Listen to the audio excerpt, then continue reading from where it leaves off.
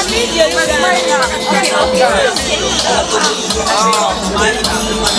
mash up my world.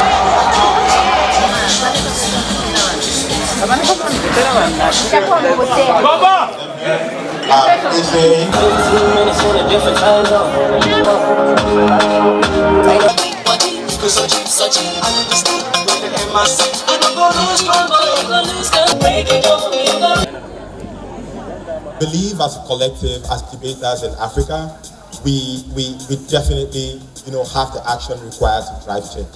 And I really hope that moving forward, we get the magic. Thank you very much. The only thing that I would like to say is just to thank all the speakers who have been absolutely brilliant and have made our jobs incredibly easy. It's always difficult setting motions, but I think that, like Kennedy said, the ideas that we heard and how everyone engaged was really just an amazing experience. The only thing that I would encourage is that I would like to see a PAUDC that is more gender representative. I would like to see far more women attending this tournament, far more women in finals and semis. I think that the only heartbreaking thing about this tournament was having to sit in a semi-final that was, 8 men in the final. I think that we've definitely come a long way as PAUDC in terms of gender representation, but we still have much farther to go. But yeah, thank you for all the women who did come out. You're amazing, you're brilliant. We're going through a lot as African women, but I think that this is where the change starts, definitely. Thank you. To get the finals of the tournament started, this is one of the most exciting parts. So I'll go straight ahead to announce the teams that are making it to the finals. So if you know anyone who was in the semi-finals rooms, please bring them in. Thanks. From semi-finals room 1, and I'm announcing on behalf of the chairs in the room. Going through to the finals from that room are the teams in no particular order. Praying Messiahs in opening opposition.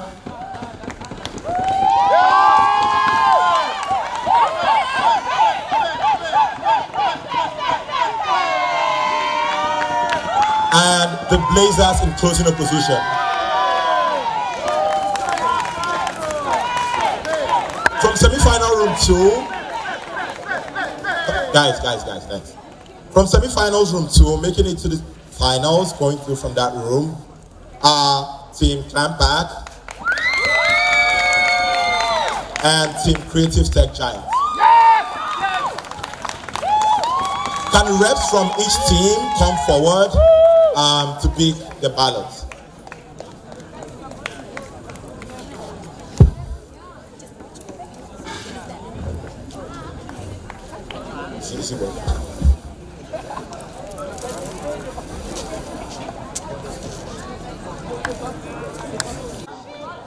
We are finally here.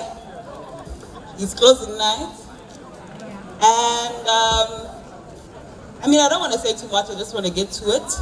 Thank you to everyone that participated in public speaking. This was just a vision. When we planned this, we had what we wanted to achieve, but of course it was all up to you to make that happen, to fill up the numbers so that we could start with the many people that we started with and go down that way. I think we did well together, so thank you. I'm now going to read out the top 5, and these are the 5 people who are going to speak in the final. I will give you your motion as soon as I've read your names. You may prepare it as soon as you've received it. You're all going to speak on the same topic, and this is just so we can judge you. It's easier to judge everyone if we're all speaking on the same thing. So, in no particular order, the following people will be speaking in the final. Kwame Longwenya, Miriam Rioba, Begimpi Ngwenya, Daniel Obeng, and Jeremiah Seche. Right. So those 5 people, please make sure that you see me. Please make sure that you see me just to make sure that your names are spelled correctly. And then the 10 adjudicators that will be adjudicating tonight, Bothwell Chikoto, Kelly Kwame Korchel, Edify Piri, Hilary Njogu Monroe, Kemayo Ornell, Kemoge Joseph Joel, Kofi Tum, Rose Ndichu, Sharon Mauti, and Solomon Omani Mensa. Thank you. Oh, your topic is Uhuru na Umoja, freedom and unity. Take it away.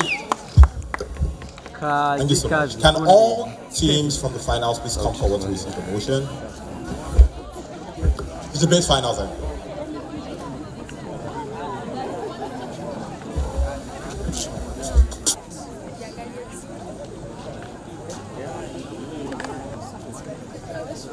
Make sure you're packing.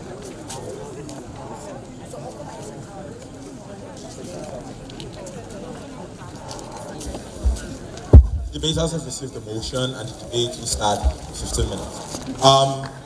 Judging the finals of PAUDC this year, we have Loretta Sitole, Eze Nwakuba Guajo, Korata, Jack, Francis, and Kennedy as chair. We will soon have our dinner, very, very soon. In the meanwhile, let's enjoy the nice music, okay? Wait a minute, has anyone?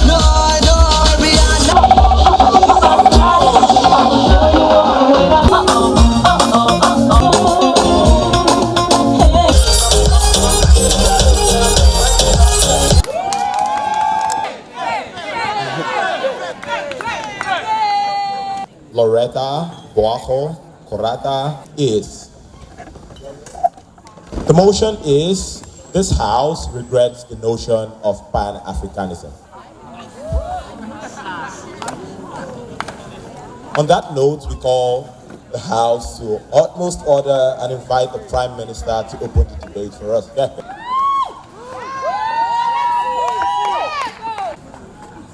The greatest oppression of the mind is its own forged manacles. It is to limit itself. In today's debate, we'd say we regret anything when we look at the path we took forward and think we should have taken a different path. In today's debate, we say Pan-Africanism aims to achieve two things. The first was liberation from existing cultural norms at the time, being the oppression of colonialism. And the second is to craft unique identities for individuals who were located on the African continent. We say this debate, however, cannot be about positive values such as cooperation and unity and nice things that every single person in this room does not regret. This debate is about a very specific school of thought and philosophy developed by the people who have power within those philosophical thoughts that we consistently are indoctrinated under. Thinkers such as Patrice Lumumba or Frantz Fanon or Stephen Biko might be familiar names that you associate with Pan-Africanism, meaning that the way in which they express that concept is how the philosophy should be regarded, not just platitudes such as unity and cooperation, but very specific political and philosophical schools of thought. Four primary features of Pan-Africanism that we regret. The first is a consistent and dogmatic favoring of what is perceived to be African over what is perceived to not be.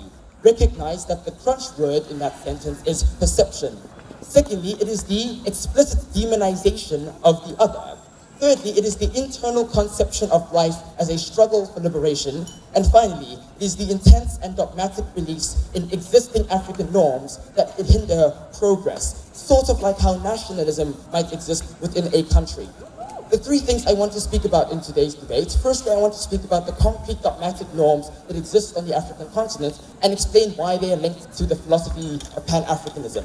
Secondly, I want to speak about why it is in all sense and forms an empty ideology.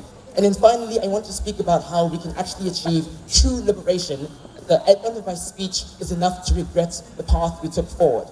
Firstly, let's look at the concrete dogmatic norms that exist in the African continent. All of us are aware, especially when looking at the panel in today's debate and the people speaking, that Africa is trapped in time. We still represent a time where men have significant amounts of power, where there is intense queerphobia, where children are brought up without any form of existing agency, and rejection of things such as positive technologies and medicine has harmed people on the African continent. Why are we trapped in time? Because the perception that some things such as medicine, the perception that gender politics, the perception that being queer is Western is perpetuated by the most powerful people within Pan-African schools of thought. The conclusion here is not that being a woman is not Pan-African, it is that being a woman has been brought up under a Pan-African ideology as something that comes from the West. It is a false perception that is perpetuated by Pan-Africanism that creates a problematic stoppage in time. Also recognize that when you fight against people who are Pan-Africanists, you are seen as an enemy of what it means to be African rather than a promulgator of gender politics and whatever other politics you find important. Secondly, we'd say that it rejects things that might have originally been African. As a scholar of African philosophy myself, I can tell you that Augustine of Hippo, a Berber who was born in North Africa, close to the Algeria region, was the first person to conceptualize of the Christianic trichotomy. That is the belief that God is the Father, the Son, and the Holy Spirit. However, today we think it is a Western concept because they appropriated Christianity, of course made it their own, but that's not enough of a reason to reject what originally came from the African continent. There are numerous other examples of technological developments that were invented in Africa, particular vaccines that were discovered in the African continent, though thank you, that are now rejected despite its locality being the source in Africa. Latin as a language was significantly developed in North Africa, BC, before the existence of the Roman Empire. However, today Latin is seen as a Western language. We think that this limits the ability for us to recognize our history. The reason we think Africa has no history is because all the things that we have developed have been appropriated by the West. And ironically, that is how they win. It is to make us think that medicine is not ours, that science is not ours, that mathematics is not ours, that technology is not ours, when it goddamn is. So we say that these concrete dogmatic norms harm us, and we regret those harms. Second argument, no thank you, is that it is an empty ideology. Why do we say this? Firstly, because it's used as lip service by politicians who exploit the vulnerabilities of people who are still searching for identity. Not yet. We say a lot of these politicians say very Pan-African things without any intention to help those sorts of individuals. But secondly, no African nation actually intended to have Pan-Africanism. All of us intended to divide ourselves through platitudes such as national flags and identities. So Pan-Africanism never really existed on the African continent, and we regret the perception that we should try and pursue it when no one actually wanted to pursue it. Yes? Do you think that it would be fair in a debate about communism to come speak about Marxist communism without considering the entire idea of what communism represents? If you think it's unfair, come into the speech and tell me why black men on this continent don't view Pan-Africanism as rejecting queer bodies. And finally, the third argument I wanted to make in today's debate is how true liberation should look like. Because we think true liberation comes with agency. Two reasons why Pan-Africanism does not come with agency. Firstly, it ties identity to a particular context that exists outside of your own choosing. When you are born, you are told what it means to be African, rather than allowing yourself the ability to self-discover that identity. Pan-Africanism then must impose that identity upon you. Secondly, we think that there is immense pressure on you to advance yourself as a Pan-African, to speak a particular language and lingo and accent, and without doing all of those things, you can no longer ascend into Pan-Africanism. That immense amount of pressure is more likely to override how you want to be and how you want to express yourself in society. I know that when I go home, where my grandmother lives, I cannot wear this tie, I cannot wear my leggings, I cannot wear my pumps, and I sure as hell cannot speak the way I do because it is considered non-African. That immense amount of pressure means that people override their own identities to achieve some sort of empty ideology at the end of today's debate. We think the scramble for identity is important. We do want people to liberate themselves. We also think it was important for us to shy away from colonialism. However, the way in which we did it has created dogmatic, concrete norms right now that are so difficult to override. It has erased the contributions of Africans today that are seen as Western, and it is erasing identities today that are seen as Western.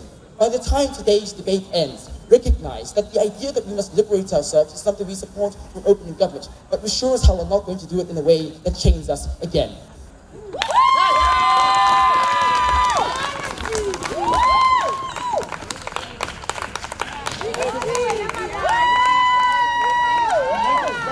To that speaker.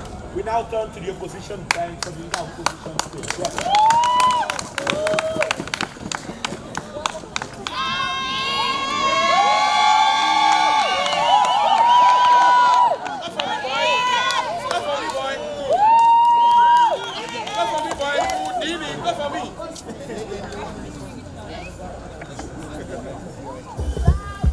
I'm sorry, before my time starts, I just want to talk about how a minute before my semi-final, I got information to tell me that one of my uncles who has really been supporting me in debate passed away today. So I would like to dedicate this speech to them. Thank you. Oh, also shout out to Scott, yeah?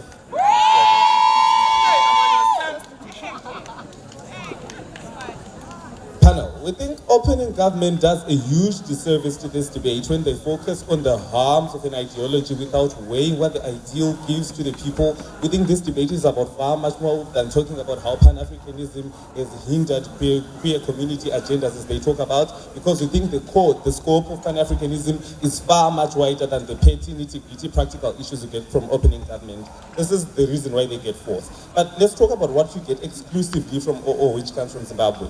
Right. One, we tell you that in instance, ideologies exist because of an existing harm. At a point in which the harm is still propagating in society, there is no justification for that particular ideology to stop. We tell you that at a point in which we can tell you that A, there is still an increased risk of state capture from like really resource-hungry Western liberal countries. There is still a risk of the entire eradication of African concepts from an extremely, hysterical Western continent which is really eager to instill their ideologies in your children against your explicit will, at a point in which there is still marginalization of people within Africa and divisions within Africa. We think Pan-Africanism still has every right to still be an ideology, right? But secondly, we think at a point in which we have one unifying mechanism, right, which unites the whole of Africa, despite your race, despite who you are, despite where you come from, despite the fact that you're in the diaspora or in Asia, you still identify under Pan-Africanism, because what Pan-Africanism tells you is that A, you're black, B, you were oppressed, and C, you can fight that oppression. We think we like that emblem we get from Pan-Africanism, and we don't get justification on why that is a bad thing. But furthermore, we think as a reference ideal for people to rally against, for people to have a hope for a better future where they don't have to say yes sir to a white person in South Africa, even though it's still a primarily black independent state. We think there is need for that particular ideal to be forwarded to the mass people, and for people to buy into that particular ideal, right? But furthermore, we tell you that it is really important for African people to have access to African culture and doctrines, right, in this modern day, because we think that all the forms of media which tell you about what it means to be African have been captured by Western liberal societies. You do not have the ability to learn about the values, to learn that Africa doesn't just mean you're a slave, it doesn't just mean you're an ugly black person, it means so much more to you as a person. We think we value how it gives children the ability to stand firm, to stand in front of podiums and speak, because they understand that as an African your voice can still move mountains. We like that ideal. But furthermore, let's look at this idea of why in and of itself the ideology and the actions of the actors cannot be equated in the same sentence. We think, let's look at religion for instance. We think people can talk all day of the harms of religion, but when you look at it holistically, you realize that the harms come from the actions of actors who don't understand how to facilitate a particular ideal, but not because the ideal in and of itself is bad. Or at best what you get from opening government is to say that, oh my God, the people who are being Pan-Africans today are bad people. They don't show us how at a point in which Pan-Africanism tells you that you are a bad person. At best, Pan-Africanism tells you that no matter who you are, no matter the tie you're wearing, if you are black, you still matter. We like that idea, right? But let's look at this instance of how colonization happened in the first place and why Pan-Africanism is the only tool which is relevant for us today to fight the repetition of the same clothes. We tell you that the biggest technique that was used in colonization was the separation of a united African ideal. At a point in which we are told that people from South Africa and people from Tanzania are different. At a point in which we are told that people do not resonate to the same struggles, to the same ideals in a particular continent. We think the only way to delete that idea, to decolonize that idea from minds, is to create an ideal which unites you as an entire continent and tells you that you all have one particular evil to fight and you need to fight it because it still exists. They do not give us an alternative which has the potential for uniting Africa in a world which is incredibly violent and still oppressive to black society. We think it's important for us to have an opt-out, to have this like happening. But furthermore, we do not like the idea of erasure and instilling of foreign ideals as exclusive, right, in the minds of children. Whereby when you go to certain Western-oriented schools, you learn Shakespeare, but you never learn to read Steve Biko. We think even if their ideals are are bad, it's really important for you to still have access to them so you can critique them and improve them. We don't think regretting in this particular instance does anything to solve the problems within Pan-Africanism if they exist, right? At best, it simply sidelines it and allows us open to further manipulation by states who are not really friends to us, right? We don't like that ideal. But let's talk about how Pan-Africanism within itself creates dialogue within society amongst all marginalized communities, right? And then creates a platform for you to then talk about other issues happening in the African situation. We tell you that at a point in which you sit together and identify as oppressed people, there's creation of resonance, which means you can then push your agendas as the queer community, you can push your agendas as whichever part of society you come from, and people are willing to listen to your struggles because they're African and we are one. At a point in which you take away that particular ideal, there is no buy-in for people to listen to your struggles or to why you suffer, right? But furthermore, we think it is really, really important to realize why we just like the idea of Pan-Africanism, because it generally makes white people uncomfortable because they took all our resources and have created worlds and empires from that. We think the idea of saying, listen, Pan-Africanism is bad, comes from a white mind of saying, listen, I don't want to be reminded that my ancestors were bad people in the past. We think it is important for us to remain true to the ideologies which created us. We think it is important for us to remember where we came from. We think it is important for us to have the ability to question the mindsets and the tenements which make up African ideology. We don't get any particular model or ideal of how, if they remove Pan-Africanism, there is any type of mechanism which exists, which has the potential to unite African individuals in the same manner, right? But furthermore, we think generally embracing your own identity, right, that you were oppressed, that you have been through the most, is still a really important thing because it gives you personality and it gives you the ability to prevent further mistakes like that from happening. As I mentioned before, Africa is still under threat, right? There are still countries which don't like each other within Africa. There are still Western states which still want to invade Africa. We think we need an ideal which people can rally around and use that ideal to fight together as a team and prevent continued state capture. But lastly, we think at the end of the day, right, Pan-Africanism has not been justified in any way to have promoted exclusive harm against the multitude of benefits that I tell you. At best, they question that it's not 100% perfect. We buy that it's not 100% perfect, but we think in the current status quo, it's still really perfect, and we're proud to oppose. Thank you.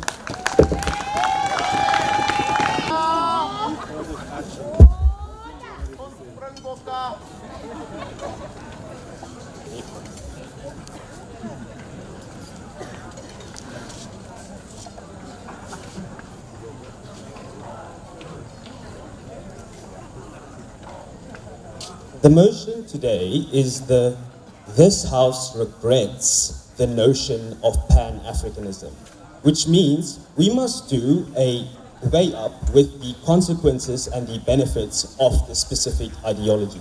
It is not enough for opposition to say that this ideology exists and that in the past it was beneficial. We also have to look at the other harms that have resulted as a consequence of Pan-Africanism. This debate is going to further focus on 2 points of substantive. Firstly, I'm going to tell you why Pan-Africanism, as it currently stands, is inherently anti-African, and secondly, why Pan-Africanism has allowed certain leaders to dictate narratives and to control their people. Before all of that, I'd like to deal with some points of rebuttal. The first thing that they tell us under their side of the house is that Pan-Africanism has brought countries and people together. We don't actually think that this is the case. There are other principles that have also brought people together, like, for example, democracy and giving individuals rights in certain nations. Why does this bring people together? Because it gives them the incentive to participate in their countries. It gives them the incentive to deal in businesses, to start companies. These things can only happen once that country opens up to all individuals, and not only those people that identify as Pan-Africanism.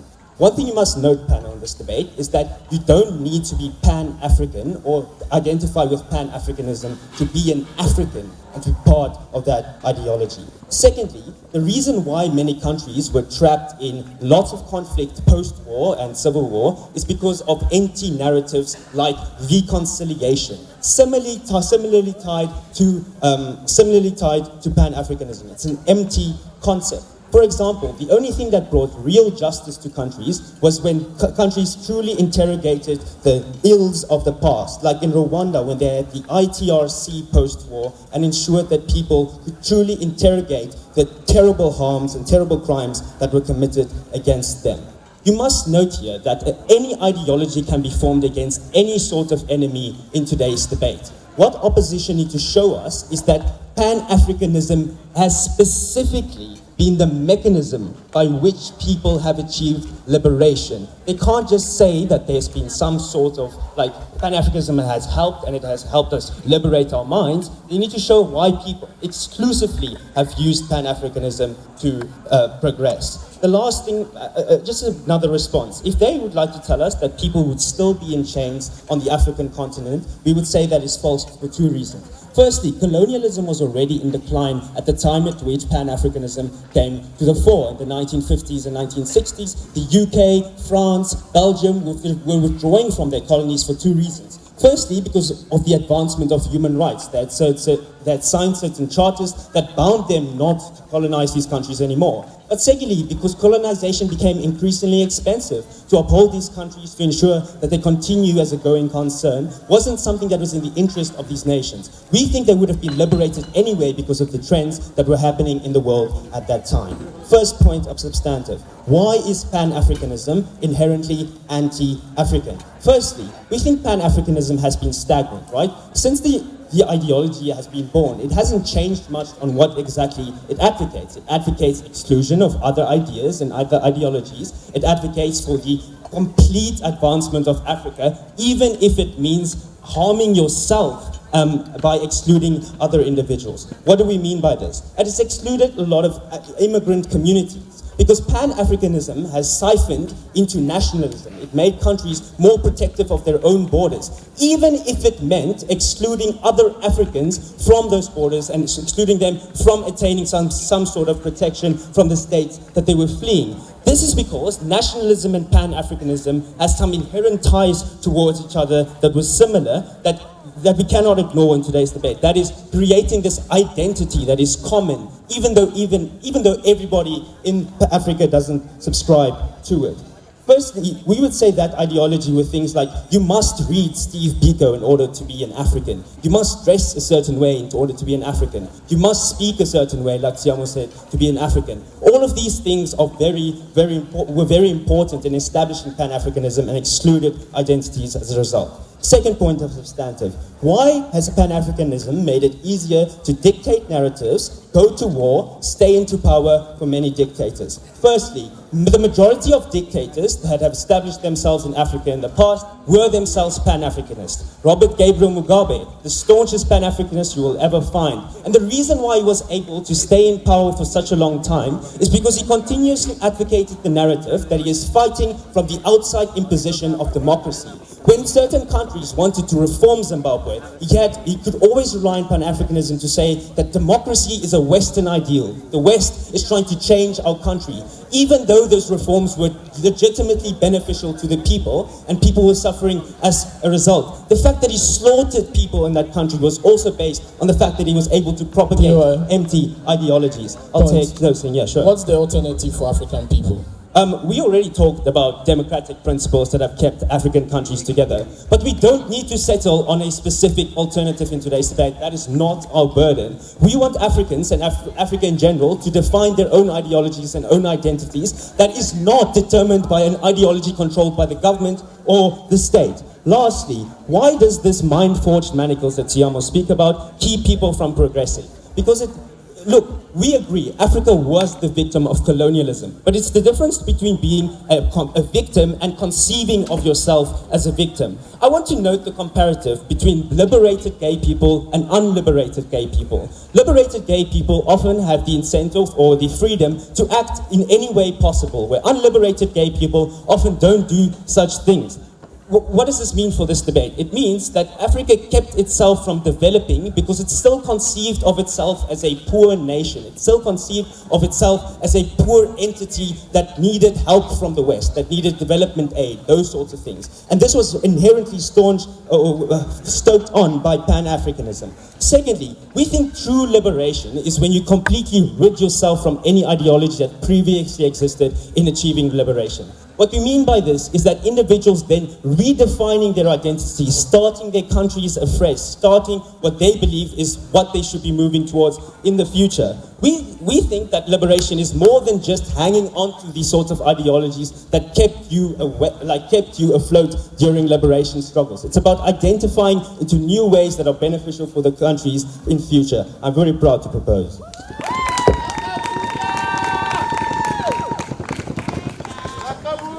We thank that speaker for this speech and now invite Deputy Leader of Untitled Chapter.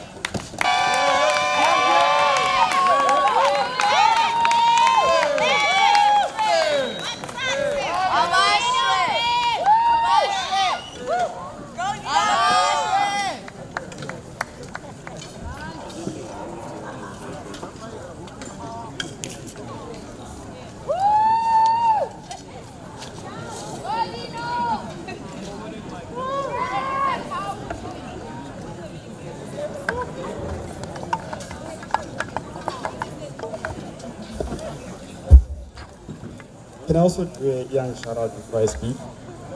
This is the trend. This speech goes out to all my homies and all the time we spend reading Pan-Africanism. People like Tedias and Theophilus and Kevin and everybody part of the LSU Great Debate Union. I'd like to take this opportunity to dedicate this speech to you guys. Let's go. Panel, when do we regret something? We regret something when the benefits do not outweigh the harms and the harms outweigh the benefits.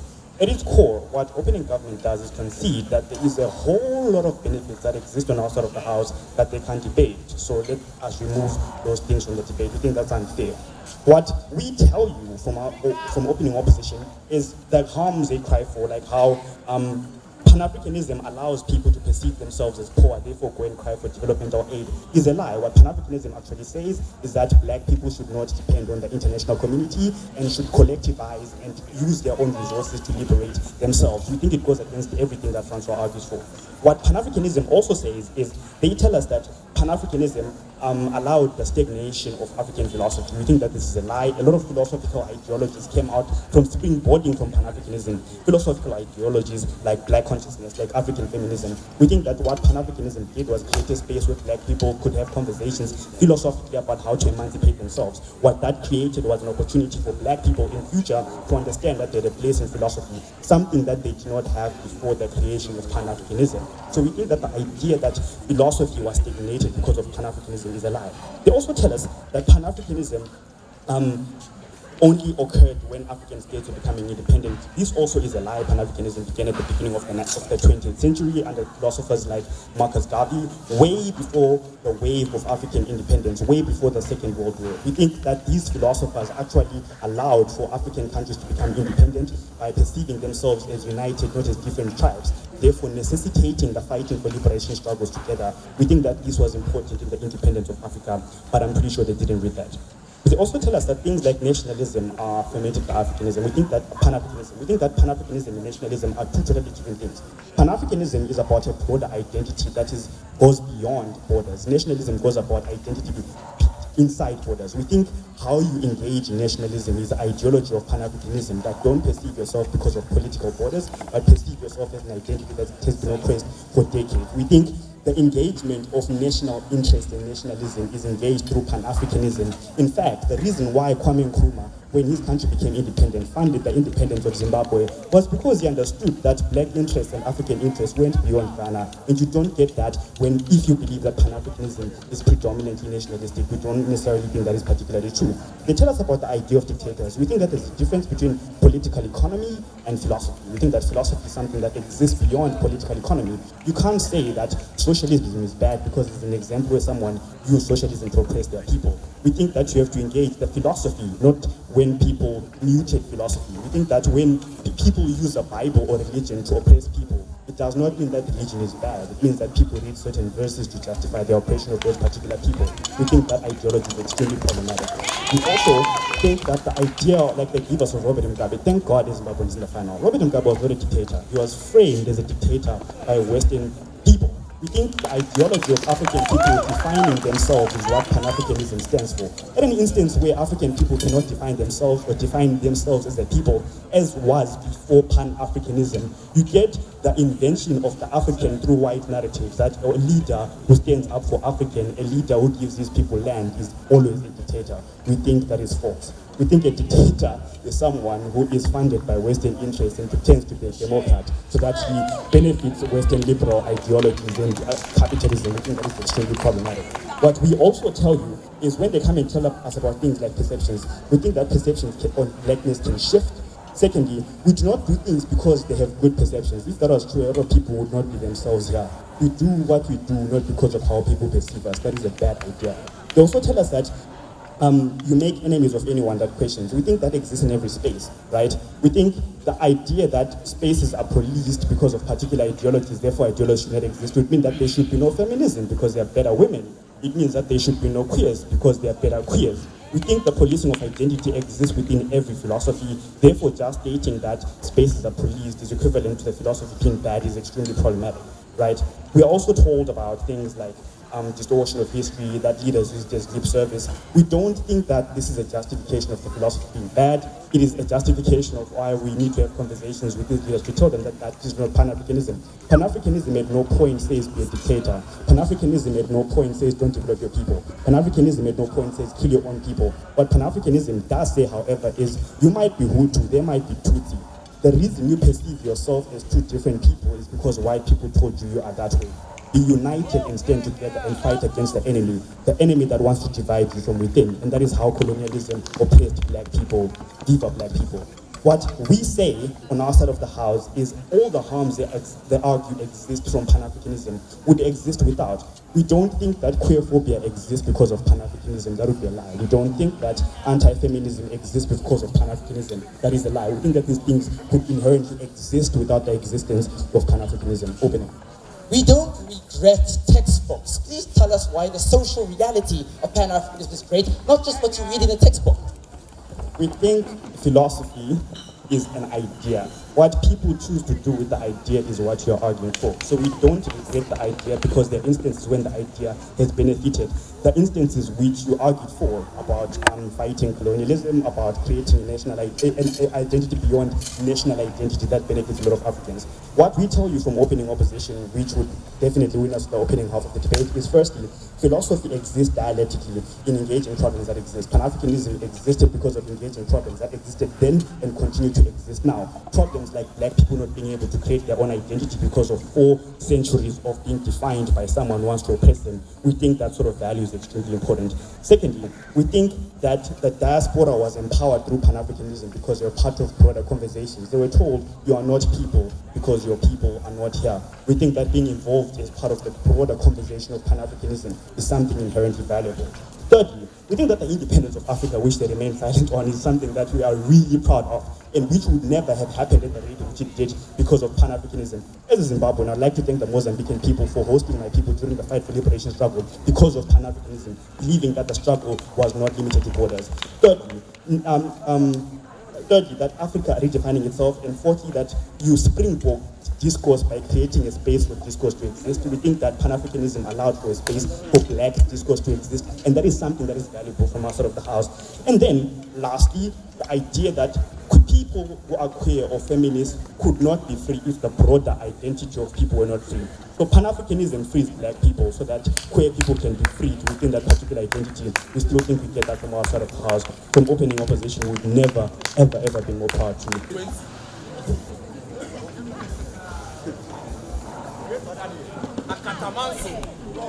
On that year 2020. Panel. Pan-Africanism is the notion that all African states are equal and must unite in seeking their destinies. Straight to rebuttals, no time. 1. On how they claim there's the existence of neo-colonialist possibilities and that we need to combat them. We think that is true, but the answer to curbing this is working to strengthen the potency of individual states so as to toughen them from the foreign intrusion.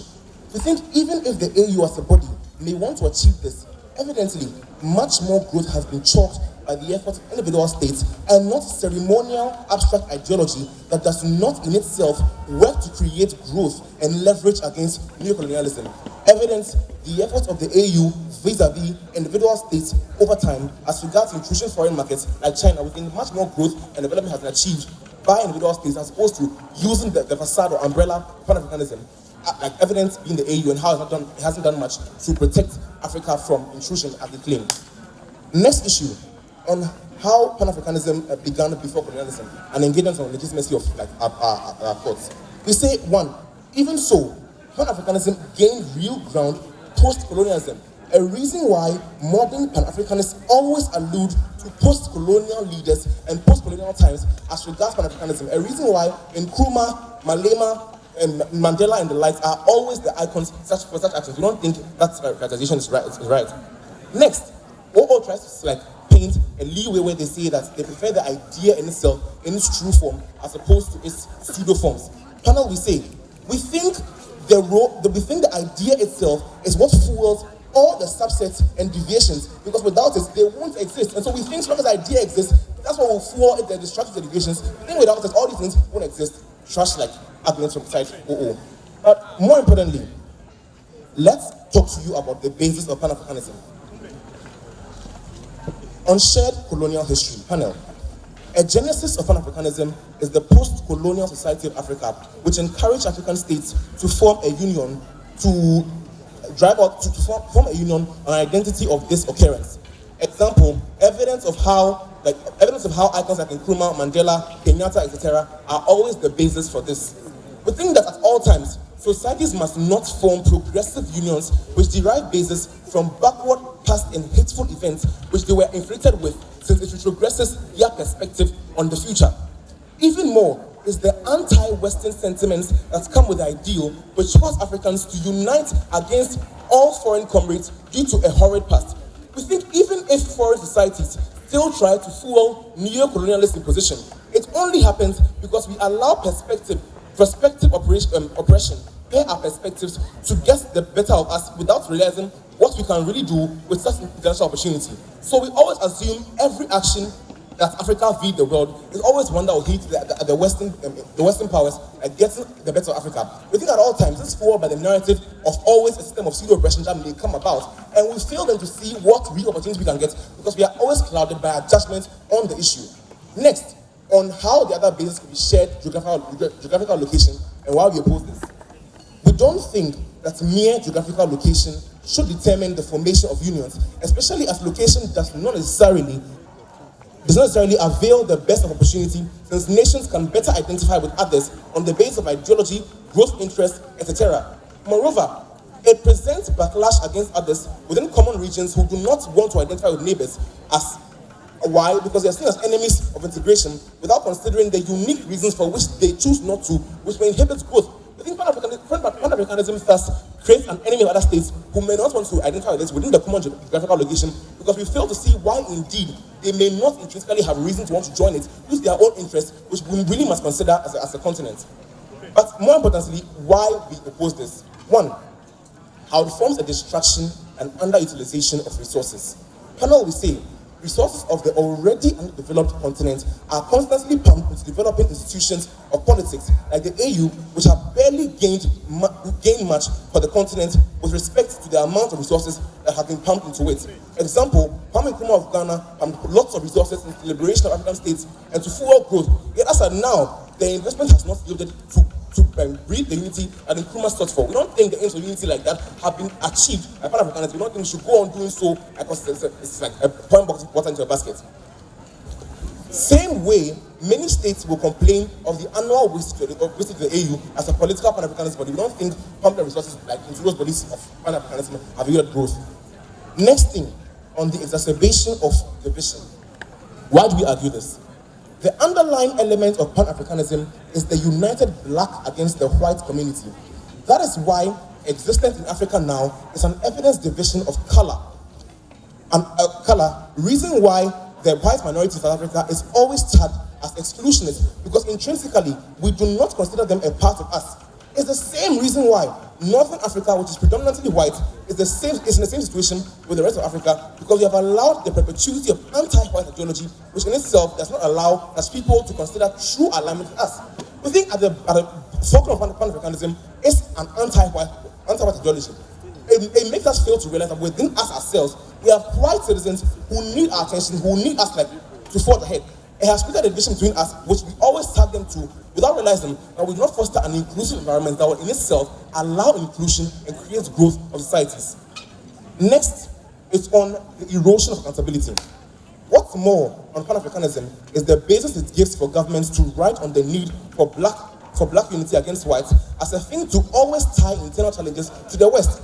Reason why President Mugabe of Zimbabwe could amass support from his people despite real internal issues that plague them. This clouds accountability and continues to change cloud narrative among Africans about the way to go for growth. Such harsh leeways provide a facade against accountability, which is the key tool against eroding the flaws of African government that cause retrogression, that cause failure. It always comes to accountability, and it's why we continue to persist in backwardness. Alternative for unity. Panel will say, states will naturally unite on the basis of common interest when they achieve growth, because they can now look beyond established individual societies to form a globalized world. Panel, we have seen that there has been less growth achieved by a Pan-African base like the AU, as opposed to the method other than individual effort. We think individually we should seek to grow our own interests as a diverse body to seek growth and not channel resources into like bodies that not gain us most utility. Pan-Africanism is not the way to go. It does not create growth, but the African society needs to overcome its global challenges. Proudly closing government.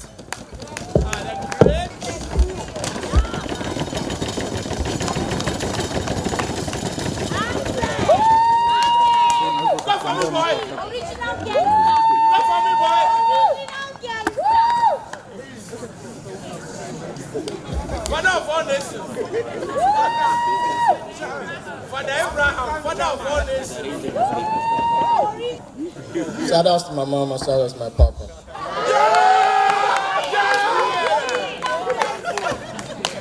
My name is Isaac Boache, and I'm from the Kwame Nkrumah University.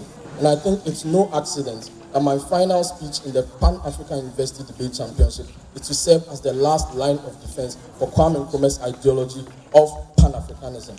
The problem with the entire government bench is they ignore the social reality of the African people. Over 200 million African people were taken from this continent. Countries were split up and drawn by rulers. Kilimanjaro is where it is because the Queen gave it as a gift to that country. That is how distorted the African territory is. When the African country exists, they exist because there are a lot of factors that are stopping their development. So in spite of all the money we pump into the African Union, ideas like no colonialism, imperialism, unfettered capitalism always attempts to stop Pan-Africanism from achieving its goal. But in this tournament, even though OG came with the idea of coming to win, the fact that they will not win does not delegitimize the idea of coming to the Pan-African University Debate Championship. The idea of Pan-Africanism is a valid idea, and all the extensions I'll make to you in this debate will prove why we win from close no opposition. The basis for regret, opposition opening up tells you it must be based on disadvantages and advantages. But if we do that kind of debate, we will not live here and Kennedy will miss his flight to China. Because everybody can keep on mentioning such things. Regret should always be measured on the basis of the intent to carry out a particular action. Why is this thing the valid way of measuring regret? Because we tell the consequences of ideas and actions are based on things that have extraneous, external influence that people who carry out such actions do not intend to happen. What it means is that the kind of extraneous factors of influence that have tried to hamper Pan-Africanism, like unfettered capitalism and imperialism, is the problem. But in this debate, the idea of Pan-Africanism in itself has become a mobilizing tool for oppressed groups, and they must always coagulate in order to grow or get out of struggles. Is there a history to this? The 13 colonies of the United States of America coagulated to fight against the oppression of the English throne in order to get to where we are. The African Union, and why in spite of the limitations, has given African people success on the EPA and the BRL. How did they achieve this? Because identity of all African people is one, to be able to find the lowest denominator of blackness in order to co-opt culpable Westerners who always feel guilty. That's why even in a lot of instances, you walk in this tournament and when a white person sees you, they feel obliged to greet you because they don't want to be tagged racist. That is the kind of culpability that exists in the system. But the second thing is that it speaks to the intrinsic ability or identity of African people. And that is why their argument of opt-out does not make sense. Because we think opt-out can be a good thing in a lot of debates, but we don't think people necessarily opt out of their identities. Why is this important? Because we think when people position themselves in a position of one, personal harm, and then two, individuality that harms the larger group, we always limit the opt-out of such persons. For example, a member of a queer community who wants to out himself when it creates problems for the other members of the queer people, we always try to limit such people, because when you put your group in larger harm, it is always legitimate to stop you from opting out. But let's really analyze the most important extension I'll bring to you in this debate. What did colonialism and slavery really do to us? First of all, the loss of human capital, our history, and our accomplishments. If this exists, what is the best philosophy to bring all people home and to A, recapture our history, and B, bring back our best people? Pan-Africanism is what does this. Because of the inclusiveness of the members of the diaspora to ensure that one, there is economic repatriation to African states, and then two, there is advocacy of all African interests even in the West. The existence of the idea of Pan-Africanism, that all black people are the same wherever you go, feeds into African-American unity and coagulation of overseas to fight for common goals such as Black Lives Matter, among other things. That means that for Pan-Africanism, the impacts are even exclusive to the African continent, and there is a better life for all African people, no matter where they are. But the other thing is that Pan-Africanism has always existed to serve as a balancing act in the area of competing notions. Pan-Africanism has been able, by its existence, through the likes of Robert Mugabe, Kwame Nkrumah, and co., has been able to check unfettered capitalism and imperialism and Western exceptionalism. This means that when black people live and they believe in the idea of Pan-Africanism, we are able to check these ideas. That means that even with the marginal gains we have in the status quo, it's because of the existence of the idea of Pan-Africanism. Your bullshit idea that countries should be allowed to compete on their own and therefore stand against the West is wrong, because that is how countries lost out in the first place when they existed in terms of towns, villages, among other things. That's how come they lost slaves. That is why coagulation of minorities of African people is always important. But the thing about Pan-Africanism is that it has placed Africa strategically to be able to, A, one, access retributive justice, and then two, reparations. Because this idea of reparations and retributive justice means that the culpability of the West is always existent. That is why in the status quo, the West spends millions through Bretton Woods institutions and among other things to ensure that they support in building African countries. What you do by the rejection of the notion of Pan-Africanism is that you delegitimize the struggles of all African peoples, like our great leaders, Thomas Sankara, Kwame Nkrumah, among other people, slaves and freedom fighters. Why is that even problematic in the status quo? Because it disincentivizes the same kind of leaders and people who are suffering the status quo to fight for their people. That means that in your world, there's less redress and justice for minority groups, activists fighting state capture, and African people do not get better. So when it comes to which idea is making people better today, it still exists as Pan-Africanism. Then they talk about the idea of liberation, and this extension deals with it. The thing is that South Sudan as a country, now coming into the system, knows that because of the idea of Pan-Africanism, they can approximate to Africanness. And because of the idea that African people exist in other places, they can relate with us. Why is this very important? Because we tell that minority buy-in is a very important thing. We tell that class systems are usually static and the global order is static.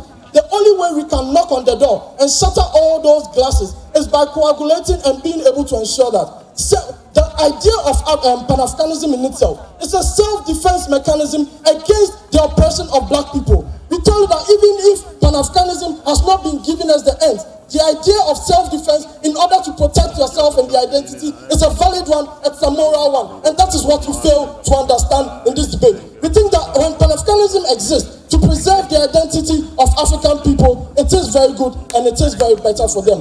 But finally, we think that erosion of accountability is also a bullshit extension. Why? Because when you tell that competing notions exist, it means that they check each other. Panel, listen, this debate is not just about winning a trophy. The idea of Pan-Africanism is so moral that for anyone to come here and bullshit it, you have to do more than what government has done, proudly closing opposition.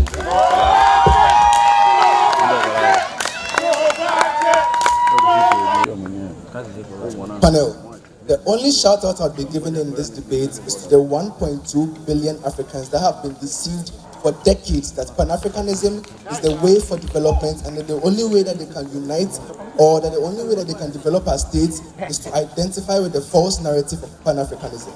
Now, Pan-Africanism sounds like a good idea until you realize it fails on both criteria for value assessment, which is its intrinsic philosophy and number two, its consequences. We think as CG, we are the only team that proves to you why on these clashes we win that Pan-Africanism is horrible in itself and in its effects. Now, what has happened in this debate? From the opening half, you realize that the debate is extremely limited to matters of identity and norms. Now, we think from CG that this debate goes beyond that into matters of politics, society, and development, and that in that field, we show you why Pan-Africanism fails on both principle and consequence. Now, CO tries to make this debate about intent, but the thing is when you realize that the main leaders who had the intent of Pan-Africanism when they formed it are dead long ago. The ones who are using it now are making advantage of the intrinsic flaws in its philosophy to abuse millions of people. We think that is how you should assess it, both on principle and on consequence. So on the first clash on Pan-Africanism as an idea, its intrinsic principle, what engagements do you get from OG? Now, OG explains why it's a limitation of identity and norms on people. Now, we think this is good. However, we from CG go beyond that to show you why it as an idea is intrinsically flawed on so many levels. What do you get from OO? Now, OO talks about how ideologies exist because of existing harms. Now, the truth is, Pan would not be deceived. Pan-Africanism, even though it seems to profess that it aims at removing harms, it causes more serious harms. Example, the lack of accountability of government that we see in the status quo, such as the ANC, which has stayed in power for decades, using the Pan-Africanism anti-white narrative to oppress so many South Africans and not give them development. But secondly, we think that it in itself has an exclusionary narrative against Africans who do not identify, as they say, black and oppressed, such as the white South Africans and the Northern Africans who are being plagued with violence and oppression every single day because they don't fall under the narrative of Pan-Africanist identity. But even then again, they say that the ideal narrative in itself should be assessed. Now, I think this is wrong because I've already shown you a value or a concept should be assessed on its philosophy and its consequence because we think they are both important. We think the ability of consequence to happen based on the use of an ideology comes from the flaws within the ideology, and that is the reason why we should still regret it on consequence. But what does OO again come to say? Then again come to assert that it was colonialism that divided African states. We think this is a blatant lie because African people lived as ethnic groups such as the Zulus, Akans, etc., who were divided already before the whites came. So we think that argument doesn't even make sense. But even beyond that, they assert that Pan-Africanism creates an African identity that rebels against Western critique. What this does is that it enables African leaders to frame any form of legitimate critique as neo-colonialist propaganda. It is an empirical fact that Mugabe was a dictator, that he stayed in power for too long and oppressed millions. Now, this is the same reason why it is hard to criticize Israel, because they can always use their oppression under Germany to call you anti-Semitic. I think that's the bad power you give to leaders on your side. What does CO contribute on this clash? They say Pan-Africanism has supported Black Americans abroad. Now, we think that is a very false and dangerous narrative. Why? Because the fact that you still consider people who have gone long ago to live in America as African people is the reason why white people have an incentive to exclude them from their state, because the white people are saying that they're not part of the American state, that they are still Africans and they should live and they shouldn't get any right, or they don't have any claim to America. We think that causes more violence and exclusion of Black Americans in America on your side. But even beyond that, what does Paudc again say? It's just about reparations. Now, we think that the ability of states to depend on reparations makes them unaccountable to their people, because they can always externalize their problems and depend on foreign countries for aid. Example, Zimbabwe, Ghana, Nigeria, many of these countries use the reparation argument to depend on other countries for aid and not develop in themselves. Now, he says again that it delegitimizes past leaders and liberators. We think this is wrong. We think we celebrate leaders because of their contribution to individual states. We think we can still celebrate them because they're contributing to the individual states on our side. Now, CG wins this clash because we show you why Pan-Africanism fails as an idea, because A, it is based on shared suffering, which affects accountability.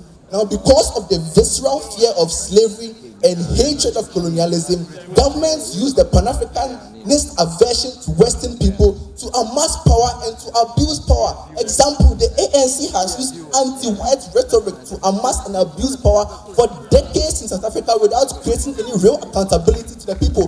We think this is a very terrible power and doesn't promote the independence that you said.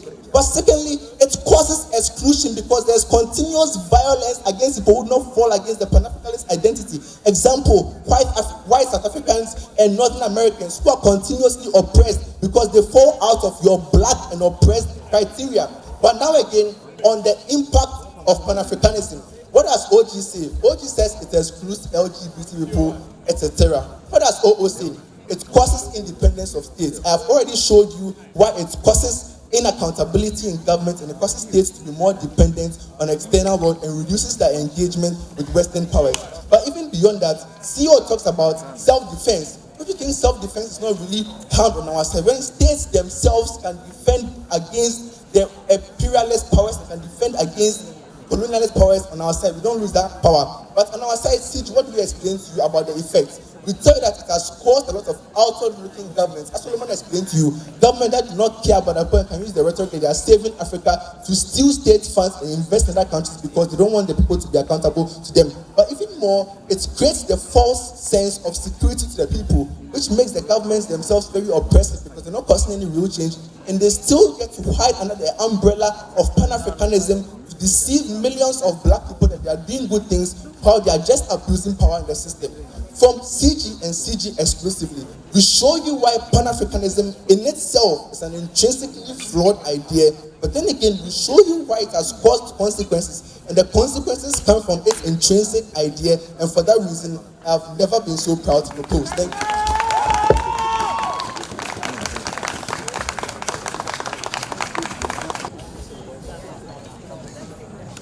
Still on my macho.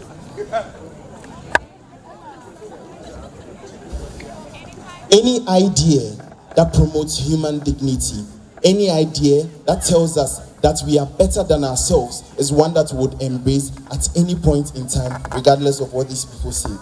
So what you get from CG is an alternative, because you don't get that from OG. They say we should move back to the states where individual countries are able to exist on their own and tell themselves what they want. But we say this is exactly what has brought us here. Because when colonialism occurred, there were lots of individual ethnic groups or a lot of groups that existed on their own in order to be able to deal with them, and we think they failed massively. We think in your world there's massive failure. But then most of what they ride on is this. They say the ANC has been able to ride on this, there's been no accountability, there's been no accountability. We'll show you on our side of the house why Pan-Africanism is able to bring much more accountability. That's why the people were able to rise up against Mugabe and other dictators, because because the idea that they can be better than themselves, the idea that they should resist oppression at all points in time, whether it is by whites, whether it is by blacks, is one that is very important and is something that we'll go with. But then furthermore, we are the only team that tells you how we are able to create a collective identity that is able to bound each and every African despite the geographical location. So they say that we exclude black people from in the diaspora. No, in our world, we include them, because in your world or in your status quo, what you do is you try to separate everyone depending on their geographical location. In our world, we're able to bind them together to achieve the kind of goals that we want. Then they say, we can't judge an idea because the authors of it are dead. But then we cast value judgments on capitalism, even though I don't know the heck who brought it about. We don't think you need the authors of those ideas in order to judge it. We think the intents were clear to create total liberation for the people of Africa, and it's something that would go on with. Then they say there's an exclusion of whites in Africa that is an anti-white ideology. 3 responses to that. Feminism can say men are trash. It does not mean that men should not co-opt into their struggle in order to help them. Number 2, men should be able to look at it and say, yes, indeed, we are trash, and we've been able to, and we've done some bad things, and then we'll be able to remedy those situations. We don't think that is a toxic ideology. But then number 3, it's an idea that whites are included into. That is why, even though there's a lot of sentiments among North Americans, for example, Morocco, to exclude themselves from Africa, we still go ahead to engage them through things like regional integration, games, sports, so on and so forth. We don't think it is true on your part of the world, and even if it is true, we don't think it is wrong at any point in time, because that is how BNI tells you we gain reparations and a lot of whole other lot of benefits. Then they say, I'm coming.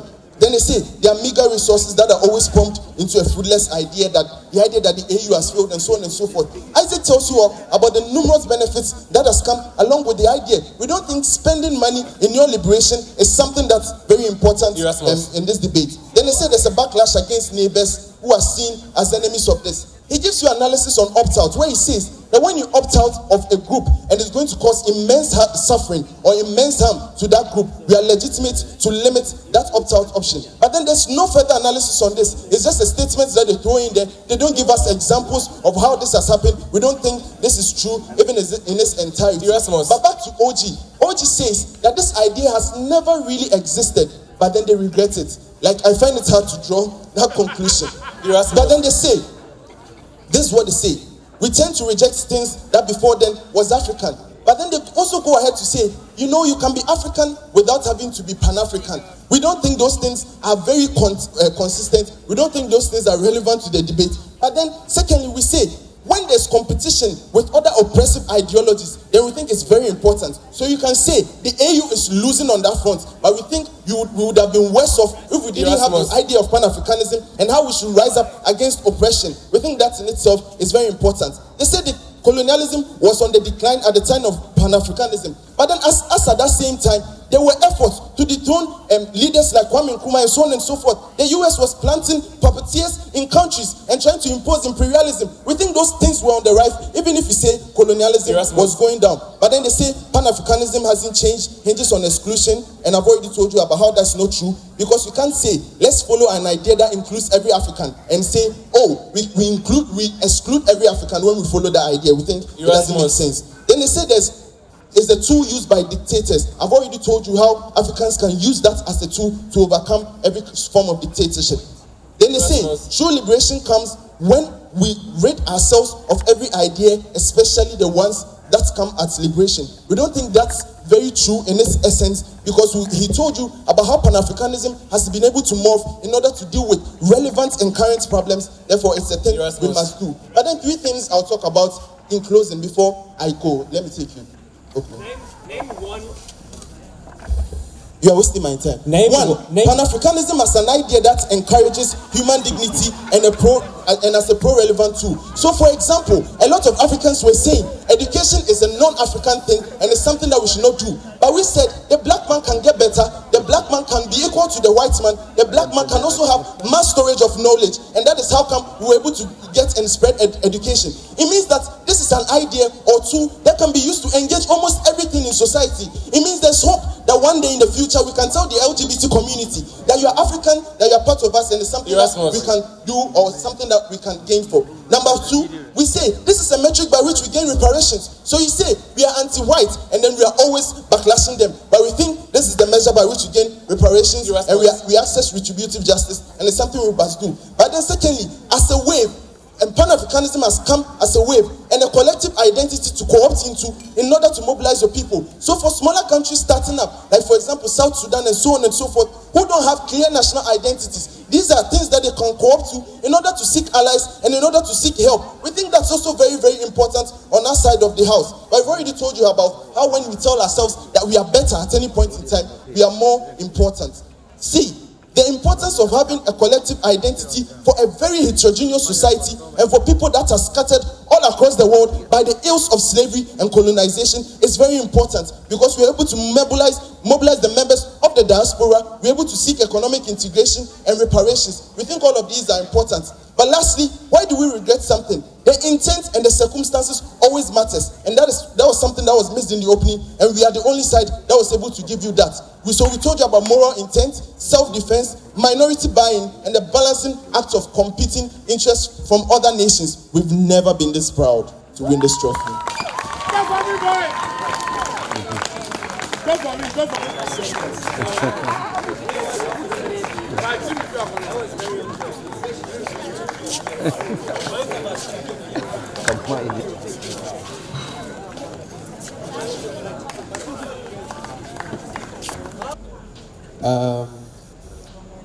I'm a storyteller, so I'm going to tell a bit of a story, which is that 2 years ago when we won this bid, it was against all odds. Tanzania is considered an obscure country when you speak of debating. So nobody really thought we'd win the bid, but our struggle and our fight was greater than just our individual country. We have made history by hosting the first ever Pan-African Universities Debate Championship in East Africa.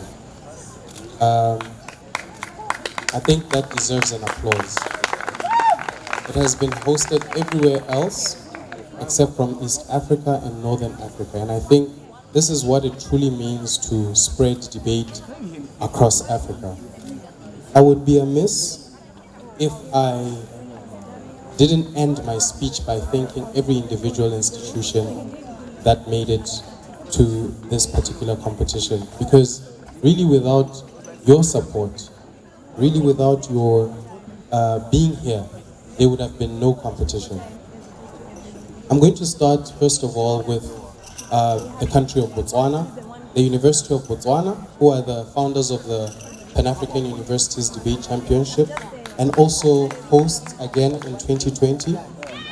I would like to mention, of course, the home country, Tanzania, the University of Dar es Salaam and Tumaini University, who were here present in this competition. I would like to mention as well South Africa, represented by the University of the Witwatersrand and the University of Free State. I would like to thank the country of Cameroon, represented by the University of Douala and the Pan-African Institute of Boya. I would like to mention Rwanda, the country of Rwanda is represented by the Kigali Independent University and the African Leadership College. I would also like to mention Kenya, as represented by Strathmore University and Jomo Kenyatta University and Kenyatta University. I would also like to welcome, to consider and mention our neighbors Uganda, represented by Chambogo University, host of this year's East African Universities Debate Championship, Makerere Business School, Islamic University of Uganda, Nkrumah University, and Kisumu University. I would like to mention the country of Mauritius, as represented by the African Leadership University. I would like to mention the country of Ghana, as represented by the Kwame Nkrumah University of Technology, who are the hosts of the 2019 Pan-African Universities Debate Championship, Convenor. I would also like to mention the University of Ghana, who are the previous hosts of this prestigious competition. But last but not least, And I say last but not least because I feel like the Pan-African Universities Debate Championship owes a great deal to this particular country that I'm going to mention. Zimbabwe, for me, Zimbabwe is home to me. I have family in Zimbabwe, and I'm not talking about blood family or people who I'm related to. I'm talking about people who support me as a person, people who support the organization as a person, as an institution. TCRO hosts a lot of Zimbabwean secondary schools. It hosts a lot of Zimbabwean institutions. And I know that for the lot of you who are here, because we were going through this back and forth and logistics of the tournament, you might have thought to yourselves, no, these guys, maybe they don't appreciate us. But truly, there is no individual country on this continent that funds and supports debate in Africa like Zimbabwe. And I feel like that deserves a round of applause. It's something that's a notable mention. And this despite the fact that the country is going through a very tumultuous time in its economy and in its leadership. So I would really like to thank the resilience of the Zimbabweans, but also mention these particular institutions: Kwame Polytechnic, United College of Education, Marymount University, Marymount Teachers College, Midlands State University, Belvedere College, Mutare Polytechnic, Bulawayo Polytechnic, Mutare Teachers College, Morgan Zinter, Mkoba Teachers, and lastly, St. Dominic School and Pamushana School. That is exactly 12 institutions that have been represented here. I would also like to extend gratitude to the principals from those particular institutions that really fought the administrative hurdle for those institutions to be here. We truly do appreciate you. We truly do welcome you to Tanzania again at a different time. So, without further ado, this competition would have never happened without the support of so many people. So I would like to mention my team.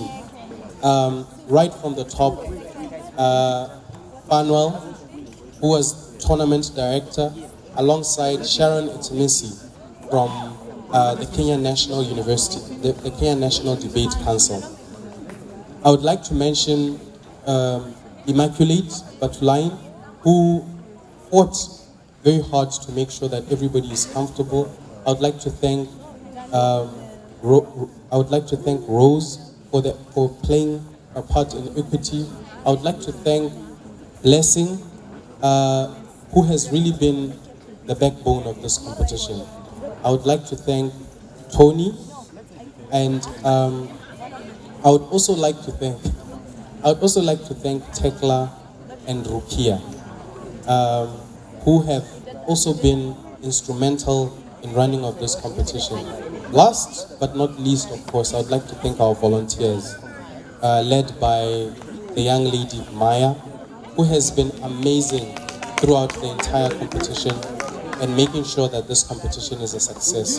But beyond the team that really ran around over the last few days, there are people who sponsored this competition. Tanzania Competitive Rhetoric Organization is an independent organization.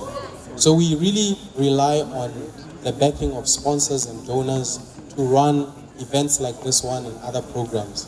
And would like to particularly thank the Norwegian Church Alliance, who you met earlier on in the week. But I'd also like to thank another sponsor in the Open Society of East Africa. You haven't met a representative from that institution, but we have a representative today in the programs officer there, Mr. Adam Anthony. Mr. Adam, we approached Adam earlier in the year, and just like NCA, we sold him this idea. And I'm happy that you're here now, Adam, because you get to witness, the impact of debate and what having young leaders here does for constructive discourse in an open society that you advocate for. I'm going to now invite Adam to the stage. Adam is going to speak to participants about the importance of such platforms and why such platforms are important in building young leaders and also the general Pan-African spirit. I welcome, ladies and gentlemen, join me in welcoming Madam Anthony.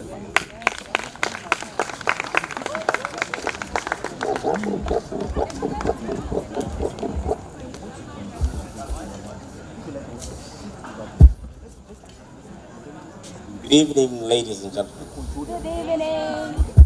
Good evening.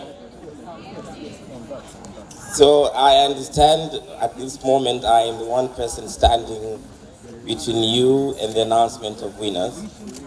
So for my own safety, I'll keep this very short. When I met Dominic a couple of months ago, when he sold the idea to our organization, I personally was also very happy that he approached the organization, because it partly reminded me of debating teams I was part of in high school as well. So it was a reminder of where I came from, but also an opportunity to be able to support an initiative that brings other young people together, but most importantly, that brings you all together to Tanzania for the first time. And I am sure a couple of times I've spoken to Dominic and his team, and I know it has not been easy in terms of putting resources together, but also bringing such a huge number of people to Tanzania. I know it's a hectic job. We've done it ourselves. A couple of days ago, we hosted another youth forum in Uganda. So organizing such forums and such meetings, I understand why it's difficult for Dominic. But I also want to apologize to Dominic and the rest of his team that I could not join earlier for circumstances that were beyond my control. But I said, even if it's the last day, I will make it a point to be here and witness such a huge gathering of a promising young people. I think during the debate, which I witnessed here a couple of hours ago, it is a reminder of where we have come as a continent, but also it shows hope of what kind of a generation we are building. Because the points that were raised here, the arguments from both sides, whether Pan-Africanism was good or was bad, we can leave that topic for another day, but the fact is, both teams for me were able to raise points that back, for example, previously, I was not able to reflect on. So for me, it was also a learning moment. So kudos to both teams that were opposing and also supporting the motion.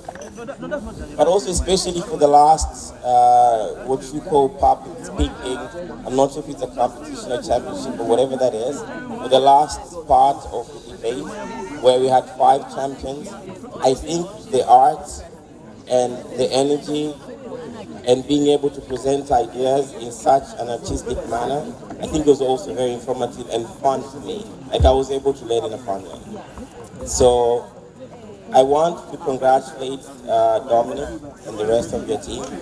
And now looking back, I wish we supported you more. So should you have another event in Tanzania, count on our support. But if you do have this event in other parts of Africa, we do have an office in Southern Africa.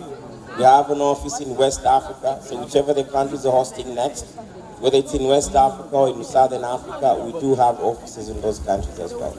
So I will happily be able to be your ambassador and your champion within the Open Society Foundation to say, you know what, I witnessed the debates and I think it's a great initiative to support. With those few comments, I think I want to say thank you for the invitation. It has been fun. I have learned.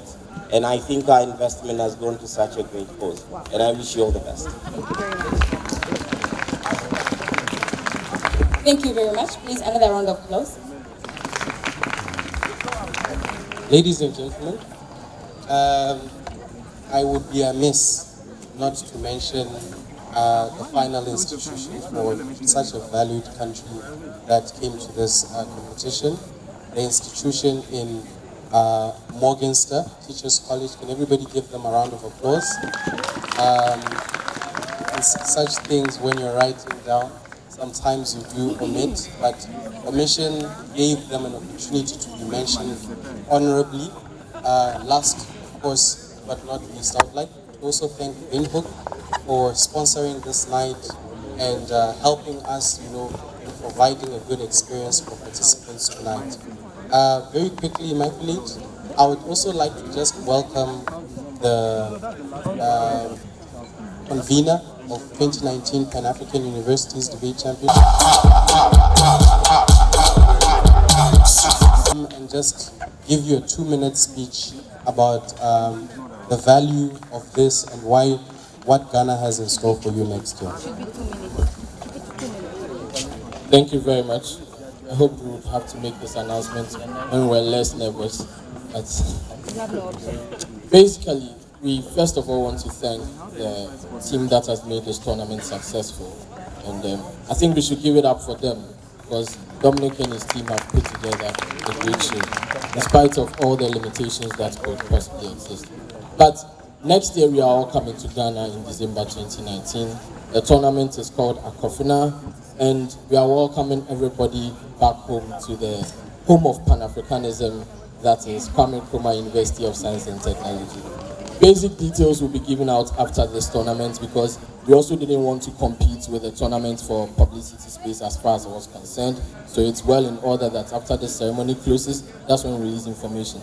But basic information, I lied when I said for the last time the Pan-African University Debate Championship, that's the last time I'm speaking. Because next year when you come, I'll be making announcements as co-CA. But the one I'll be working with more and who would also I'll be learning from is Lehaku. So I'd like her to speak briefly as head of the CA team and also what you should be expecting in Ghana. Hi everyone. Hi everyone. I am incredibly excited for the upcoming Pan-African Championships in Ghana. Isaac and I have been in conversation about this for quite some time, for literally 2 years now. And the fact that it's a reality and that it's happening is something that's absolutely fantastic. As I said when I was giving my message from CAP and Council today, I think that the Pan-African Champs are incredibly important to me as a Southern African because I think that the loss of support and the dwindling support from Southern African universities for African championships that aren't in the south of Africa is appalling. So for me, it is important as a Southern African to put my name behind this tournament.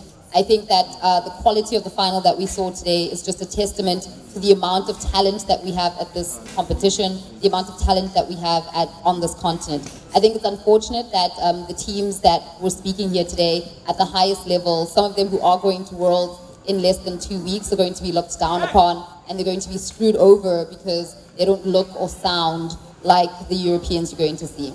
Anyway, into more positive stuff. I think that in terms of from the adjudication side, like I said in council this morning, please train your adjudicators because the issues that we have as a CAP is always that we get to a tournament and we have a handful of judges that can speak. We're going to be trying our best to also distribute as much training material as we can before the tournament. We're also definitely going to be having independent adjudicator applications, so work very hard on building your CV between now and when we open those applications. Yeah, but I'm just extremely excited. Me and Isaac are really good friends, and I'm very excited to work with him, and very excited to visit Ghana for the first time. Thank you very much. That means we'll be having a wonderful time. Accommodation, feeding will be excellent. Even though you would come and you would eat food that you are familiar with, you are really not coming to Ghana to eat South African food or Zimbabwean food. You are coming to Ghana to eat Ghanaian food, so everything will be wonderful. The final thing is that the Chancellor of our university, he's the king of the Ashanti Kingdom, and he's celebrating his 20th anniversary next year. And so PAUDC is officially part of his calendar and the celebration of his 20 years as a monarch. So the whole experience will be a truly cultural one, and everybody should make it a point to be there. From tomorrow, we are going to put our Facebook page out there, all the other details. If you need to send us any information or ask anything, you can take my number simply and finally, +233 +233 50 +233 50 1356 962 +233 501376 Thank you very much, and we can't wait to have in Ghana. Thank you. Bye.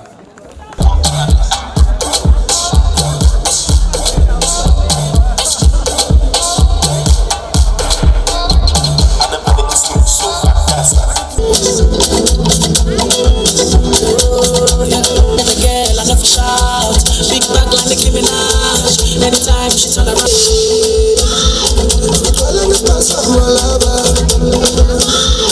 the way you shaking your ass, baby girl, you give me fun. Calling me person, my lover.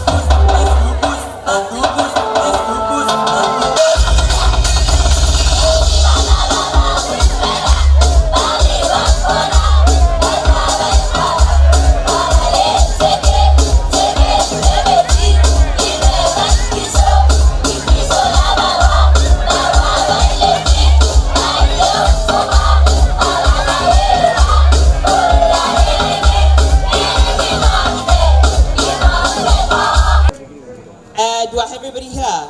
Yes. Great. So I'm going to start with my top adjudicator.